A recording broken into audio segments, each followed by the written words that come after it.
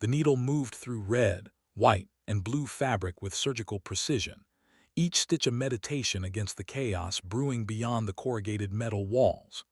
Major Kestrel Nightjar. Voss had been sitting cross-legged behind Hangar 7 for 3 hours, her flight suit pristine despite the dust devils that swept across Kandahar airfield like clockwork. The torn American flag stretched across her lap bore shrapnel holes from the IED that had claimed her wingman 6 months ago. She'd been carrying it in her locker ever since, waiting for the right moment to make it whole again. The morning air shimmered with heat mirages, distorting the silhouettes of F-16 fighting Falcons lined up on the tarmac like sleeping predators. Most pilots would be in the ready room now, downing coffee and bullshitting about last night's poker game. But Nightjar preferred the solitude behind the hangar, where the only sounds were the whisper of thread through fabric and the distant hum of generators. She'd learned long ago that reputation preceded performance in this business, and hers was complicated. At 34, she was older than most of the hotshots who swaggered through these halls, their chest-thumping bravado masking the fact that half of them had never seen real combat.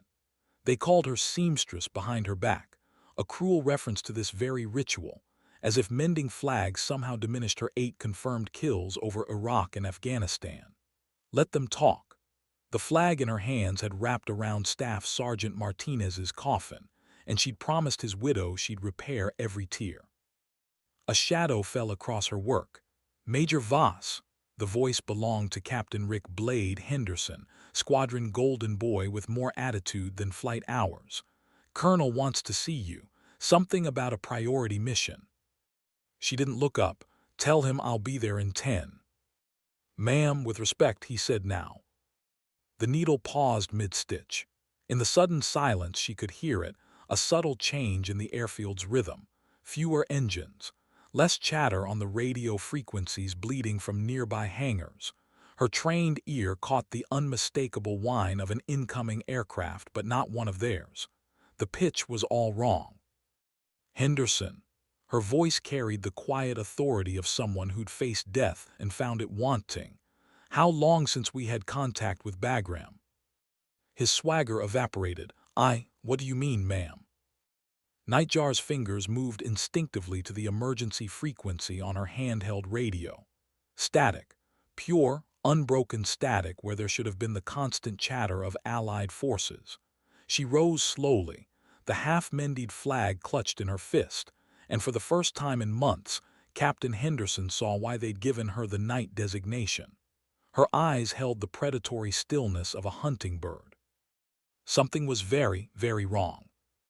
The emergency klaxon began wailing across Kandahar airfield, its mechanical shriek cutting through the desert air like a blade through silk.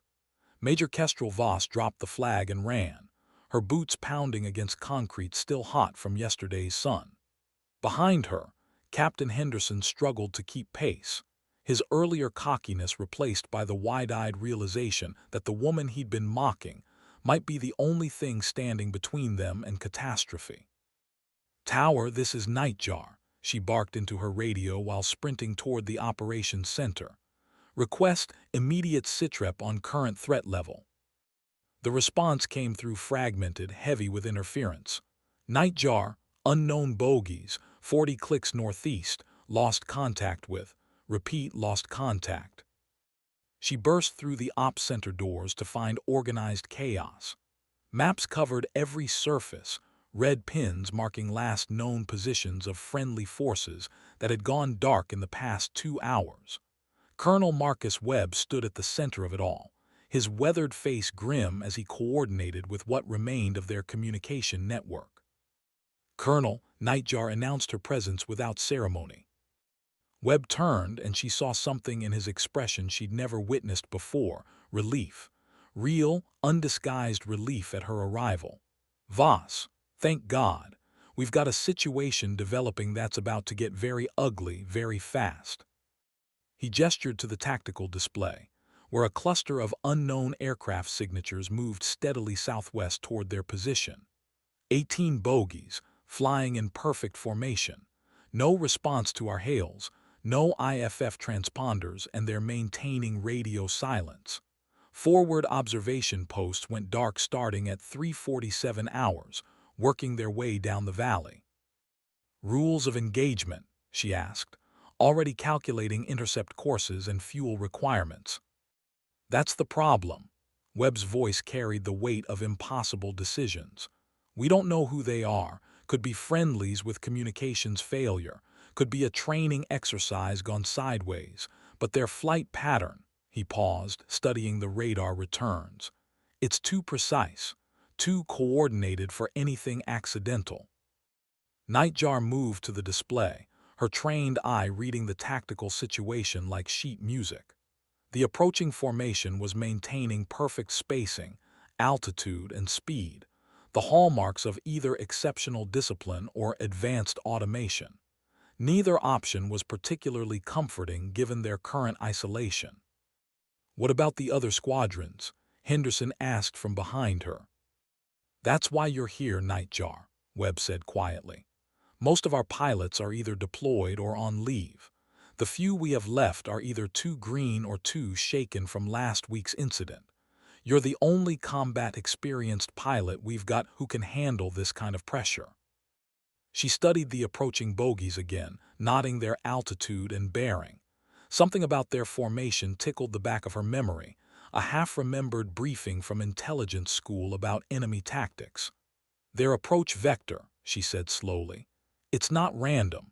They're using our own training corridors, following the exact routes we use for practice runs." The implications hit everyone in the room simultaneously. Whoever was coming knew their procedures, their airspace, their vulnerabilities.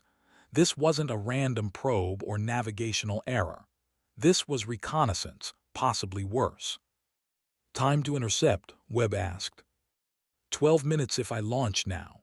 Her mind was already in the cockpit, hands phantom gripping the stick. "But Colonel, if these are hostiles and they know our protocols this well." "You're walking into a trap." He finished her thought.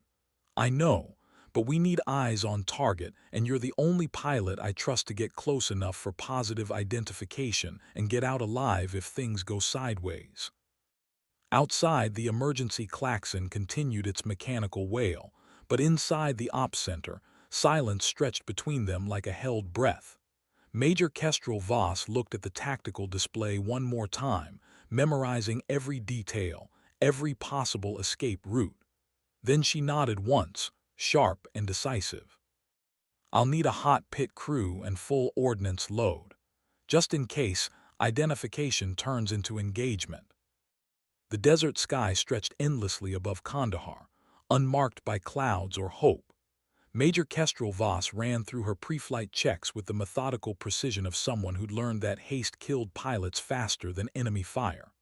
Her F-16C Fighting Falcon, tail number 9010418, gleamed under the harsh Afghan sun, its sleek profile promising violence or salvation depending on the need.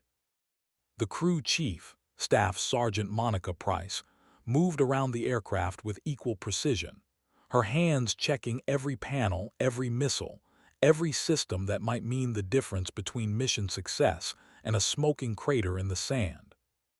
"Nightjar, you've got 2 AIM-120 AMRAAMs, 2 AIM-9 Sidewinders, and a full 20mm load," Price reported, her voice steady despite the tension crackling through the air. "Everything's green across the board. Bring her home in one piece, ma'am." "Always do, Price." Nightjar strapped herself into the ejection seat, the familiar ritual calming her nerves even as her heart rate climbed. The cockpit felt like a second skin, every switch and display exactly where muscle memory expected them to be. She'd flown this particular Viper for 18 months, through sandstorms and combat missions, and it had never let her down. "Tower, Nightjar requesting immediate departure clearance," she transmitted, her hands dancing across the startup sequence. "Nightjar, you're cleared for immediate takeoff, runway 27. Current bogey position 42 miles northeast, bearing 045 degrees, altitude Angels 22. Weather is clear, winds light and variable." The General Electric F-110 engine spooled up behind her with a sound like controlled thunder. 29,000 pounds of thrust pressed her back into the seat as she released brakes and rolled onto the active runway. The familiar weight of G-forces felt like coming home after too long away. Tower Nightjar rolling. Copy Nightjar, Godspeed. The runway blurred past her canopy as airspeed climbed through 150 knots, then rotation speed. She pulled back gently on the stick, and the Viper leaped into the sky like it had been caged too long. Below, Kandahar Airfield shrank to a collection of geometric shapes against the tan desert, already looking vulnerable and small. At 10,000 feet, she leveled off and checked her radar display. The bogey formation showed as 18 distinct contacts, still maintaining their perfect spacing and heading directly for her home base. No radio chatter, no deviation from course, no sign they'd even noticed her departure. Professional discipline or automated flight, neither possibility offered much comfort. Kandahar Control, Nightjar at Angels 10, proceeding northeast to intercept unknowns. Range to target 28 miles and closing. Copy Nightjar. Be advised, we still have no radio contact with forward observation posts Delta through Gulf.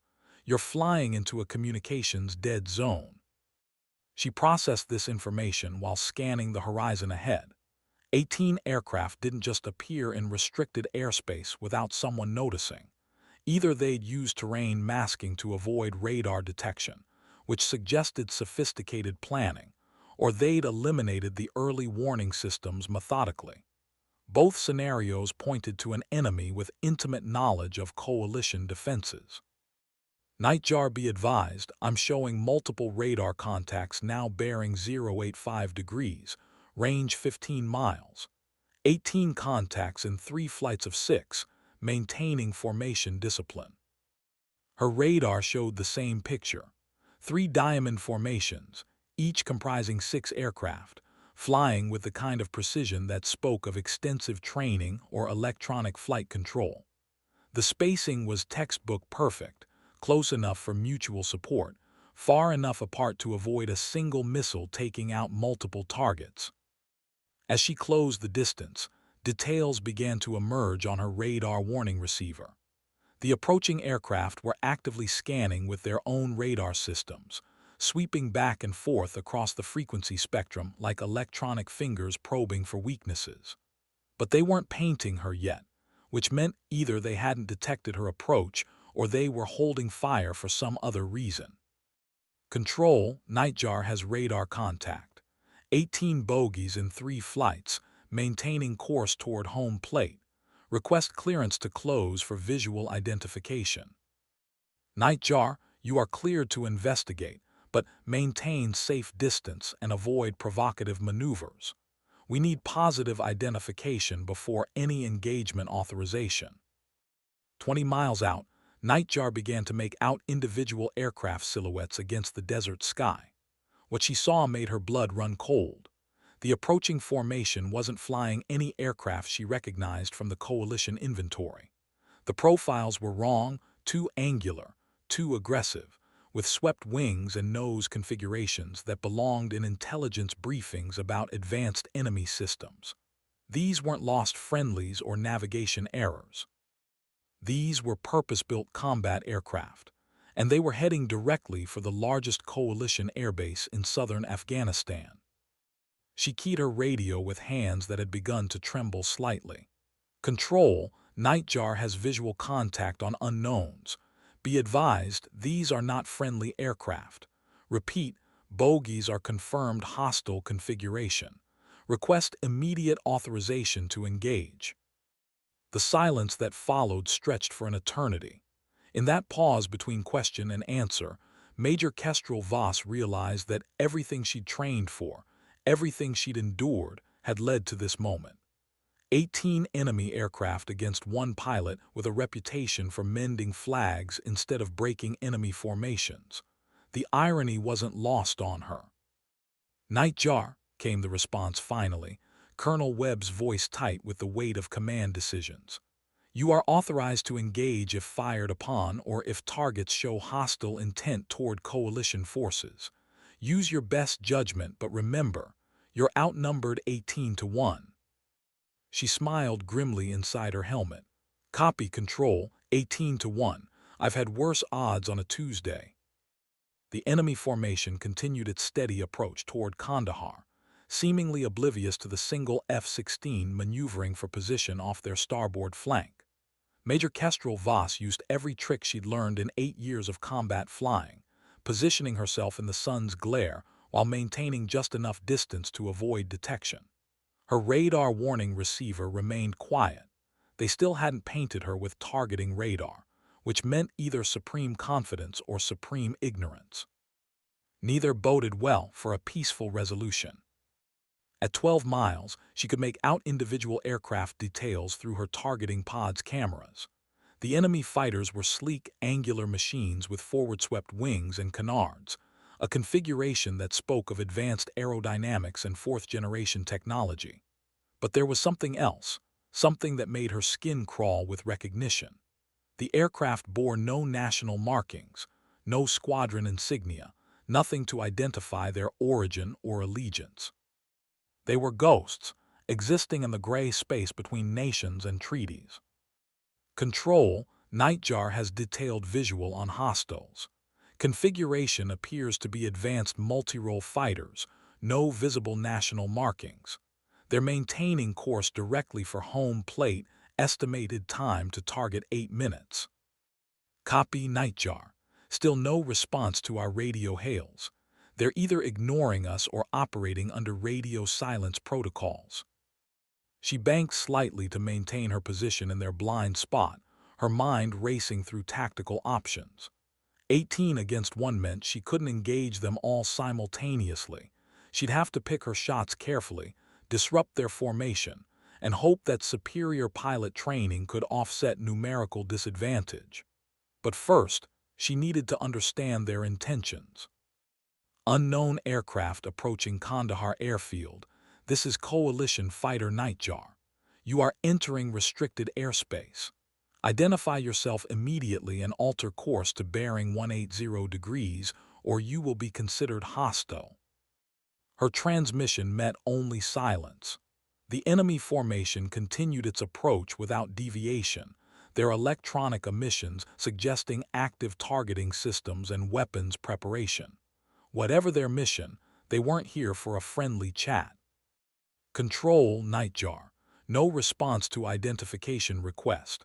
Hostiles are now 7 miles from home plate and maintaining attack heading.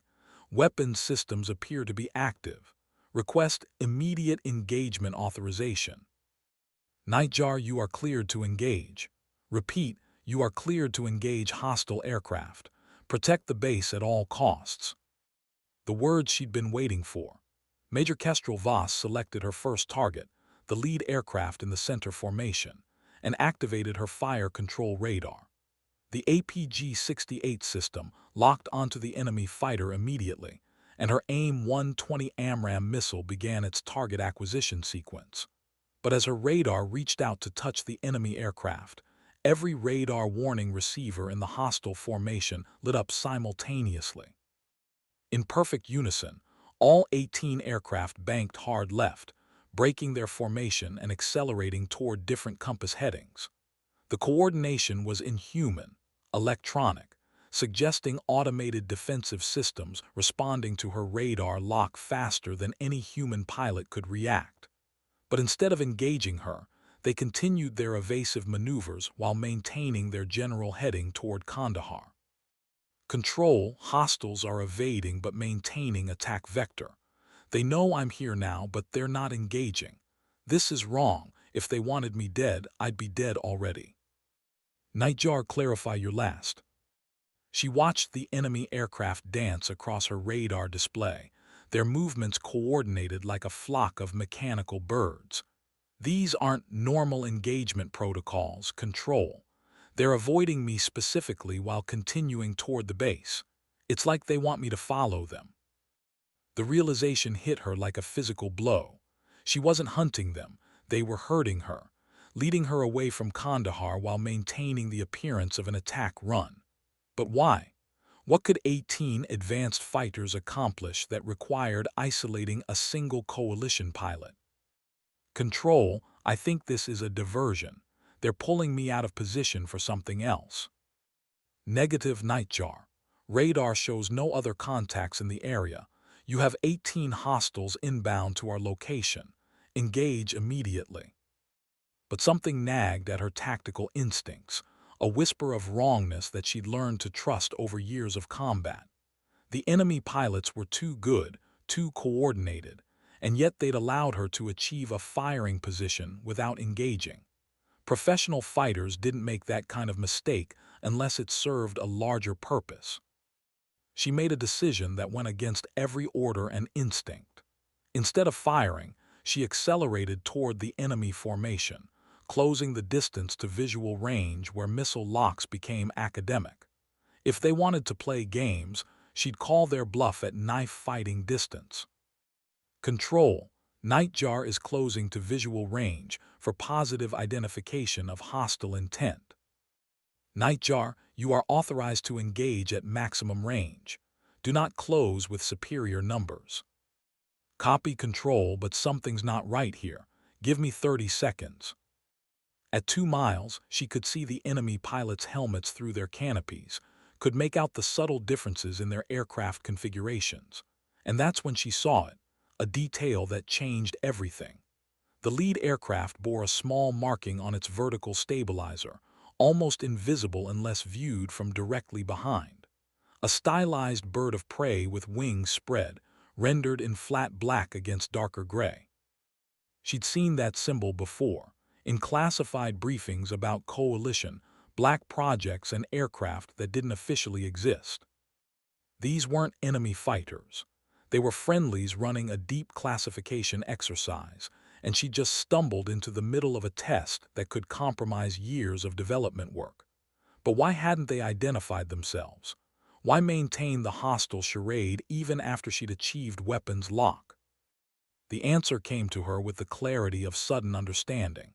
They couldn't break character because someone was watching, listening, recording every transmission and tactical decision. This wasn't just a test of their aircraft or systems. It was a test of her. How would an experienced coalition pilot react to an unknown threat? How would she adapt when standard procedures failed? What would she do when everything she'd been trained to expect proved inadequate?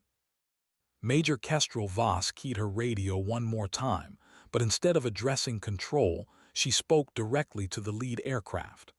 Unknown flight leader, recommend you check your 6. You've got a night bird on your tail and she's getting tired of this game. For the first time since the encounter began, the enemy formation broke radio silence. A woman's voice, calm and professional, came through on the emergency frequency. Nightjar, this is Raven 1. Recommend you return to base immediately. Weather's turning bad down south. Weather, the code word for mission abort. Whoever these people were, they knew coalition protocols well enough to use proper authentication codes. But they were also warning her away from something happening at Kandahar, something that required 18 advanced fighters to maintain the illusion of an attack while keeping her occupied elsewhere. She banked hard right, breaking away from the formation and heading back toward home. But as she turned, she caught sight of something on the southern horizon that made her heart sink. A thin column of black smoke rising from the direction of Kandahar airfield, too distant to see details but close enough to understand that the real attack had come from an entirely different direction, while she'd been chasing ghosts in the northern sky. Control, Nightjar breaking off engagement and returning to base. Be advised, I have visual on smoke from home plate. The radio crackled with static, then silence. No response from Kandahar Control, no acknowledgement of her transmission, no guidance for landing approach. The communication blackout that had started with forward observation posts had finally reached the main base. She was alone in the sky above Afghanistan, with 18 mysterious aircraft disappearing to the north and her home base potentially under attack. Major Kestrel Voss pushed her F-16 to maximum cruise speed, racing against time and uncertainty toward a base that might no longer be there to receive her. Behind her, the mystery aircraft faded from her radar screen like they'd never existed at all. But the smoke on the horizon grew thicker with each passing mile, confirming her worst fears. The games were over. Whatever had happened at Kandahar was real, immediate, and potentially catastrophic. She'd been played by professionals who understood exactly how to manipulate her tactical instincts, drawing her away from the base at the precise moment when her presence might have made a difference. Now, she was returning to face the consequences of that manipulation, with fuel running low and no idea what she'd find when she arrived. In the distance, she could make out the geometric outline of Kandahar airfield, but something was wrong with the picture. The usual bustle of aircraft movement was absent, and several of the hangars showed the distinctive angular shadows of structural damage. Whatever had hit the base had been swift, precise, and devastating. She'd been chasing decoys, while the real enemy struck at the heart of coalition operations in southern Afghanistan. Any station, this is Nightjar approaching Kandahar from the north. Request landing instructions and status report. Static answered her, broken only by the occasional electronic chirp of automated systems still functioning despite whatever catastrophe had befallen the base. She was coming home to a graveyard, and she had no choice but to land among the ruins of everything she'd sworn to protect. The smoke grew thicker as Major Kestrel Voss approached Kandahar airfield, revealing details that made her stomach clench with dread. 3 hangars were burning, their metal frameworks twisted into abstract sculptures by explosions and heat. The main runway showed multiple crater patterns consistent with precision-guided munitions, but the damage was surgical rather than overwhelming. Whoever had attacked the base wanted to disable it temporarily, not destroy it completely. She circled at 3,000 feet, trying to assess the situation through her targeting pod's cameras. The control tower appeared intact but dark, no visible movement in the windows that should have been bustling with air traffic controllers and communications specialists. Several aircraft on the flight line showed battle damage, but others remained untouched, suggesting the attack had been selective rather than indiscriminate. Kandahar Control, Nightjar requesting emergency landing clearance. I have visual on base damage and smoke. Please respond if you are receiving this transmission. A burst of static answered her, followed by a weak voice she recognized as Captain Henderson. Nightjar, this is Henderson on emergency freak. Control tower is. We've lost primary comms. Runway 27 is blocked. Use runway 14. Emergency crews are standing by. The transmission cut off, leaving her with minimal information, but at least confirmation that someone was alive down there. She banked toward the alternate runway, nodding that the approach would take her over the most heavily damaged section of the base. Whatever had hit Kandahar had known exactly which targets would cause maximum disruption with minimum casualties. On final approach, she could see emergency vehicles clustered around the burning hangars, their red and blue lights creating a surreal light show against the billowing smoke. Personnel moved with purpose rather than panic, suggesting the immediate crisis was under control even if the base remained compromised. She touched down hard, her landing gear absorbing the impact of an approach flown too fast by someone with too much adrenaline in her system. The Viper rolled to a stop near the undamaged section of the flight line, where a small crowd had gathered to meet her. Colonel Webb stood at the center of the group, his flight suit dirty and his face grim, but alive and apparently uninjured. Staff Sergeant Price waved her toward a parking spot well clear of the smoking wreckage, her professional calm providing an anchor of normalcy in the chaos. As the engine wound down, Nightjar ran through her shutdown checklist with hands that trembled slightly from residual adrenaline. The familiar routine helped center her mind, preparing her for whatever briefing awaited outside the cockpit. She'd failed to prevent the attack on her base, had been manipulated by an enemy that understood her psychology better than she'd understood theirs. The weight of that failure pressed against her chest like a physical force. She popped the canopy and climbed down, immediately assaulted by the acrid smell of burning jet fuel and melted composite materials. Colonel Webb approached with the measured pace of someone who'd been making difficult decisions for the past several hours. "Nightjar, good to see you in one piece. What's your fuel state?" "About 20 minutes remaining, sir. What happened here?" Webb gestured toward the damaged hangars, his expression unreadable. "Cruise missile strike, precision targeting, hit us about 15 minutes after you launched. Took out communications, supply, and maintenance. No casualties, but we're operating on emergency power and backup systems only." The timeline made her blood run cold. The enemy had waited until she was airborne and committed to the northern intercept before launching their real attack. They'd needed her specifically out of the way, which meant either her reputation was better than she'd realized, or this entire operation had been planned around her expected response patterns. "Sir, those 18 aircraft I encountered, they weren't hostile, at least, not in the conventional sense. Someone was running a very sophisticated deception operation to keep me away from the base during the actual attack." Webb nodded slowly. "We figured as much when the missiles started falling. Question is, who has that kind of intelligence on our operations and that level of coordination between air and ground assets?" Before she could answer, Captain Henderson jogged up to them, his earlier swagger replaced by the subdued professionalism of someone who just experienced combat. "Colonel, we've got incoming radio traffic on the emergency frequency. Someone wants to talk to Nightjar specifically." The three of them moved toward the temporary command post that had been established in one of the undamaged buildings. Inside, communications specialists worked frantically to restore contact with higher headquarters, while damage assessment teams reported in from around the base. The organized chaos of emergency response filled the space with purposeful energy. A radio operator handed Webb a headset. "Sir, the transmission is coming from about 30 miles northeast, same direction as the unknown aircraft. They're requesting to speak with the pilot call sign Nightjar, and they're using proper authentication codes."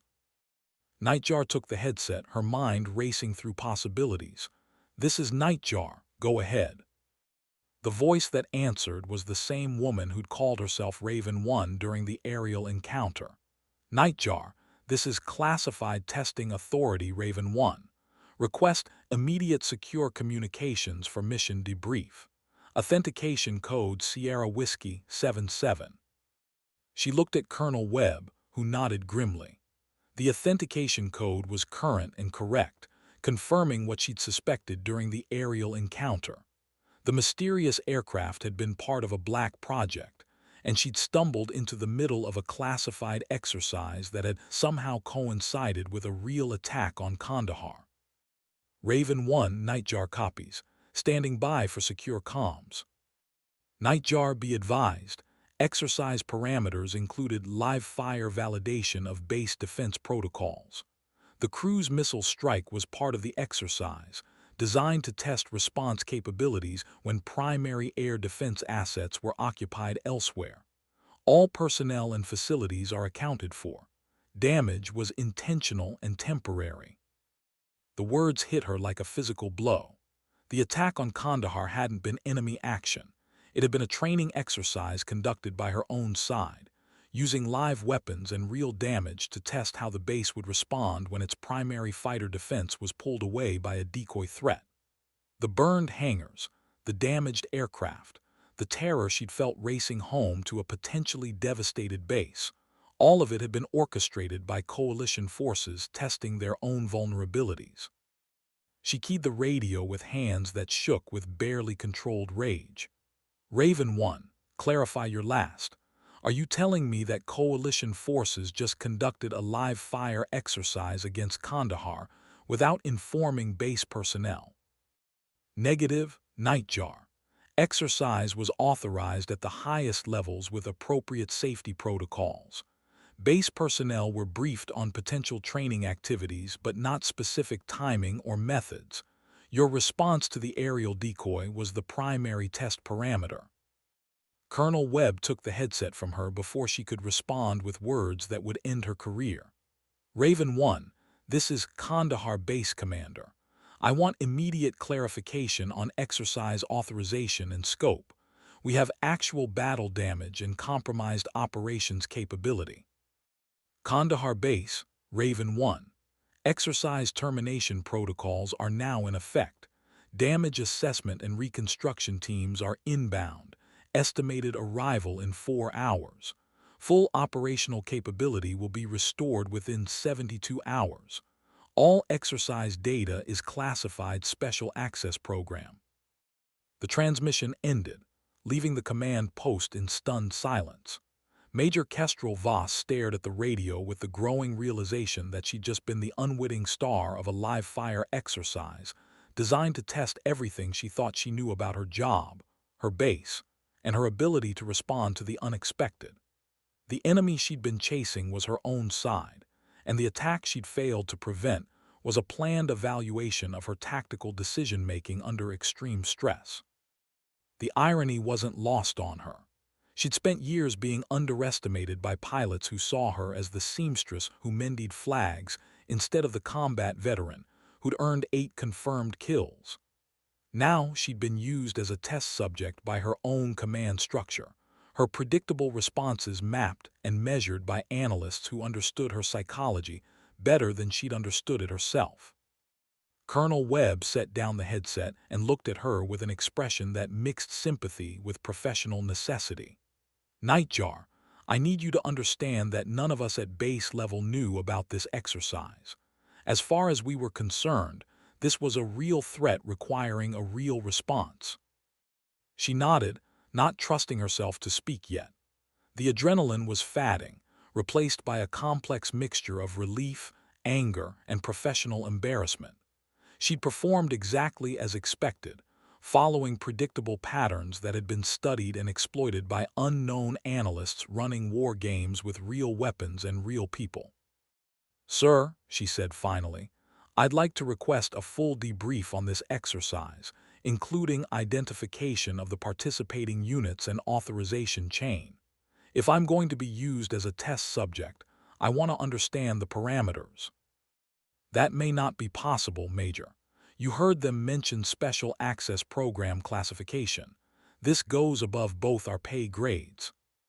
Outside, the emergency vehicles continued their work around the damaged hangars, their crews unaware that the crisis they were responding to had been manufactured by their own side as a training exercise.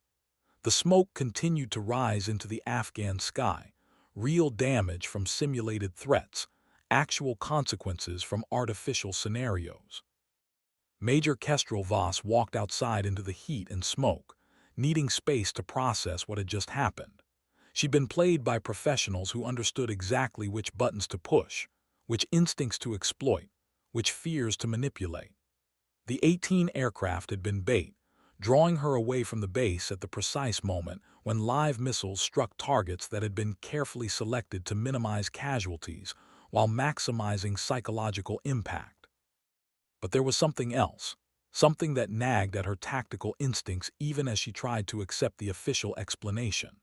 The coordination between the aerial decoy and the missile strike had been too perfect, too precisely timed for a training exercise. Real combat rarely achieved that level of synchronization, which meant either the exercise planners were operating at a level of sophistication that bordered on the supernatural, or there were aspects of this scenario that hadn't been explained. She found herself walking toward the damaged hangars, drawn by a need to see the destruction up close. The missile impacts showed the distinctive crater patterns of precision-guided munitions, but the targeting had been surgical rather than destructive. Communications, supply, and maintenance, exactly the facilities that would disable base operations without causing mass casualties.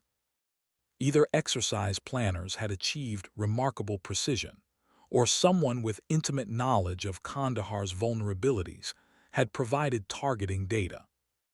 As she studied the damage patterns, a disturbing possibility began to form in her mind. What if the exercise explanation was itself a cover story? What if the real attack had been enemy action, and the mysterious aircraft were hostile forces using coalition authentication codes and procedures? The perfect coordination, the intimate knowledge of base operations, the surgical precision of the targeting, all of it could be explained by enemy infiltration of coalition planning systems. But that possibility raised even more disturbing questions. If hostile forces had penetrated coalition security deeply enough to conduct this kind of operation, then nowhere was safe, and nothing could be trusted. The very authentication codes and procedures that were supposed to identify friend from foe had been compromised, leaving pilots and commanders to make life-and-death decisions based on information that might be completely fabricated. Staff Sergeant Price approached from behind, her boots crunching on debris scattered by the explosions. "Major, you look like someone who's seen too much and understands too little." Nightjar turned, grateful for Price's plain-spoken wisdom. "Something like that. Monica, in your professional opinion, do these damage patterns look like precision training munitions or actual combat ordnance?" Price studied the crater nearest them, her experienced eye taking in details that most people would miss. "Ma'am, if I had to guess based on the blast patterns and debris field, I'd say these were live warheads with reduced explosive yields. Training munitions don't typically cause this level of structural damage, but full combat loads would have taken down the entire hangars. So, something in between. Weapons designed to cause real damage without mass destruction." "Yes, ma'am. Like someone wanted to make a point without starting a war." The observation crystallized her growing suspicions.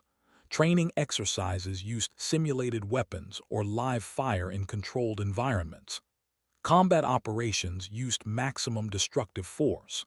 But this attack had used a middle ground, live weapons with carefully calibrated effects designed to send a message rather than achieve military objectives. Someone was demonstrating capabilities while maintaining plausible deniability. The question was whether that someone wore the same uniform she did, or represented a more traditional enemy with access to coalition procedures and authentication codes. In the current environment, both possibilities were equally terrifying. Her radio crackled with an incoming transmission. "Nightjar, this is Kandahar Base Operations. Report to Colonel Webb immediately for classified debrief. Exercise reconstruction teams are requesting your immediate presence." She keyed her acknowledgement and headed back toward the command post, her mind churning with questions that had no comfortable answers. The next few hours would determine whether she just participated in an elaborate training exercise or stumbled into the opening moves of a conflict that none of them were prepared to fight. Either way, Major Kestrel Voss realized that her reputation as the seamstress who mended flags was about to be replaced by something far more complex and dangerous. She'd been tested today, measured against standards she didn't understand by people whose motives remained unclear. The results of that test would determine not just her career, but potentially the security of every coalition base in the region. The temporary command post buzzed with activity as Major Kestrel Voss entered, her flight suit still carrying the acrid smell.